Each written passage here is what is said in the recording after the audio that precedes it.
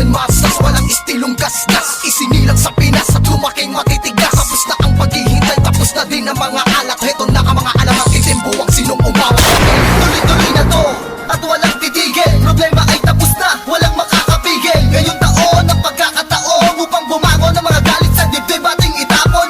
Kamusta na mga tagapakinig sa mga sumusuporta at mga bumibili sa amin sa bawat sulat at awiding inambag mula sa kampo ng sundalo. Kasama nyo ko maglayag. Kapatid, bago mapatid ang pise, huwag ka nang manise o magmalinise. Lahat naman ng iskandalong ito ay misunderstanding lamang, miski sabihin pang dinis. Daw ako ni G sa ish.